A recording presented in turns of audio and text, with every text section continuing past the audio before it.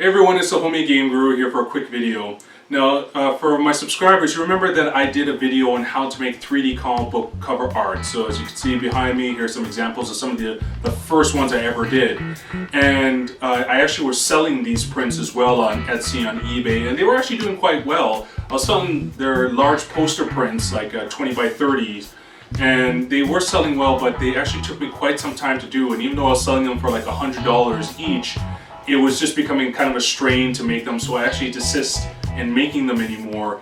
But what I did is with Action Comics #1 here, I actually brought this as a prop to comic book conventions that I was recently at. And just for eye candy, something for people to look at while I was trying to sell my own books. And a lot of people are asking me, that's cool, could you make me one? That they were really interested. A couple of people asked me, can you just make smaller versions of them that we could purchase and I'll pay you $30 for it? And I thought, what, that is a good idea.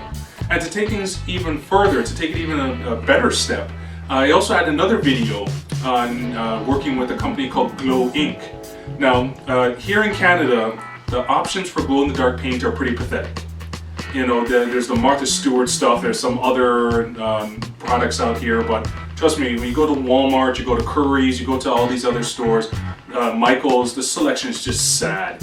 And these paints, even if you charge them all day, the effect is pretty nominal, not very impressive. In the United States, however, you have some companies that make some very strong, amazing glow-in-the-dark paint. And Glow Ink, I reached out to them and I did a video showing some of the artwork that I did with their glow-in-the-dark paint. And I recently found out that I still had some of their glow-in-the-dark paint left. So with the little bit that I still had left, I decided, let's take my cardboard crafting to the next level.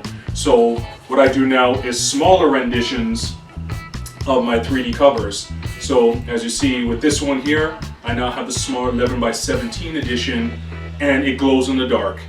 And this is actually a new direction I'm taking with my business. I just love making things out of cardboard. I love working with my hands. So I'm making a plethora of these comic book covers and designs using Glow Ink's glow-in-the-dark paints, and I'm going to just show you the handful I've already made. So these are the 3 that I was able to make with the last of the samples I got, but definitely I'm going to be picking up more, and I'm going to actually show you how they glow in the dark and how wicked Glow Ink's paints are. But these are 3 samples of the type of posters I'm going to start making by hand, including again my remake of the first appearance of Harlequin. That's a single level up print, with Batgirl being 2 corrugated pieces of cardboard higher than the rest, and she glows in the dark. I'm going to have a whole series on just superhero emblems. So this one is of course the Punisher, one of my favorite emblems. His skull is world famous, everyone knows it. So again, the skull will glow. I have one for Daredevil, I have one for Superman, Batman, Wonder Woman, pretty much all the famous emblems and logos. I'm going to make one, and then in the background you have the faded comic book covers synonymous with the character. And then there are the comic book covers that I really like to have fun with, like the Incredible Hulk 340 there, with my favorite artist Todd McFarlane, and of course one of the most famous comic book covers of them all with Wolverine versus Hulk. That one is a 3-level cover, where Wolverine is 1 level up, 2 corrugated pieces of cardboard up, and then his claws with the Hulk reflecting in it, which also glows in the dark, is the next level up, as well as the Marvel corner part there with the price. So this is what I'm coming forward with, and when I actually finish the collection of glow-in-the-dark prints, I will show them off in another video, and I'll also give you information on, if you're interested in any of these, where you can pick them up.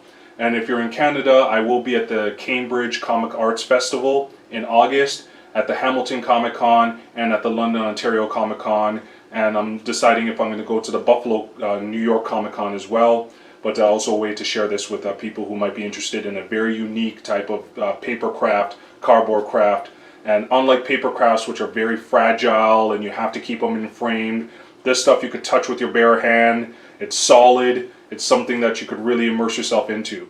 Okay, so the best place in my house to show you how well these glow in the dark during the day is in the downstairs bathroom. So I apologize for the acoustics. It's a very small powder room on the main floor.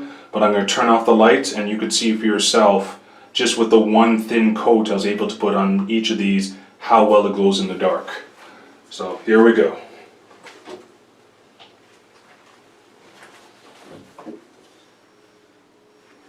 So as you could see, I didn't put a huge amount. Again, I only had a little bit of the paint left, but it was enough to do all three. And even with that thin layer, and with just a little bit of charging with daylight or even light in the living room, this is the result.